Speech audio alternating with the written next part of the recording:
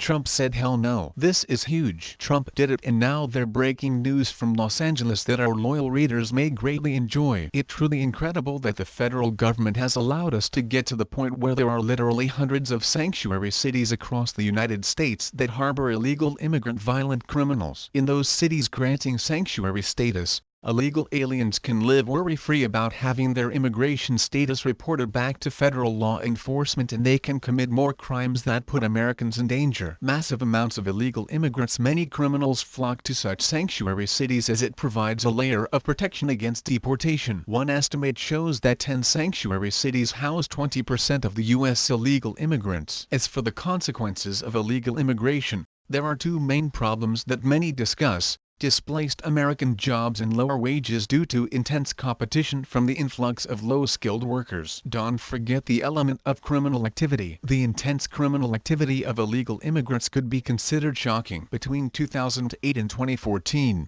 40% of all murder convictions in Florida were criminal aliens. In New York it was 34% and Arizona 17.8%. During those years, criminal aliens accounted for 38% of all murder convictions in the 5 states of California, Texas, Arizona, Florida and New York, while illegal aliens constitute only 5.6% of the total population in those states. That 38% represents 7,085 murders out of the total of 18,643. As for the fiscal cost, there are 10 and 15 million illegal immigrants who impose a collective $113 billion annual cost on taxpayers. It's astounding that the federal government has ever tolerated sanctuary cities, but the Trump administration could put a dire end to the atrocious model of Democratic mayors who persist to demonize our American cities and plague them with an increase in potential crimes by not participating with a request to report the violent illegal immigrants. According to Immigration and Customs Enforcement ICE Acting Director Thomas Homan,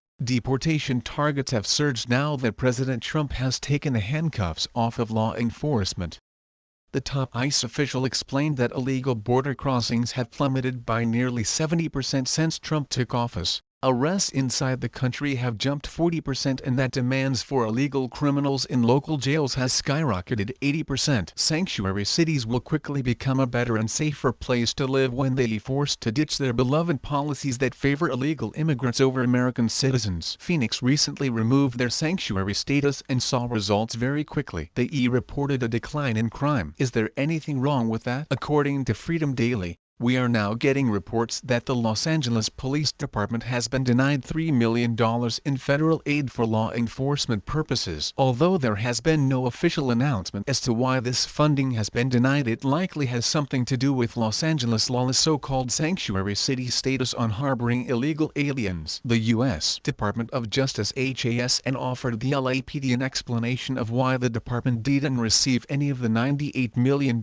in grants recently awarded to scores of law enforcement agencies across the nation. A spokesman for the federal agency declined to comment when asked by The Times last week. But after the Trump administration repeated threats to withhold federal money from cities that don't cooperate with its immigration crackdown, some LAPD officials said they believed the move was retaliatory and a troubling sign of what could come. Steve Soberloff, president of the Civilian Police Commission that oversees the LAPD, said that he believes the Justice Department denied the funding request because of the LAPD well-publicized, hands-off approach to immigration enforcement. Soberloff said he worries future funding may also be at risk. Community policing is what policing all about. Militaristic policing, immigrant harassment is not, he said. By ignoring that, or prioritizing it beneath the issue of sanctuary cities in cooperation with ICE Immigration and Customs Enforcement, the priorities are wrong. If this is the tip of the iceberg, we're going to set back law enforcement and policing and public safety by decades,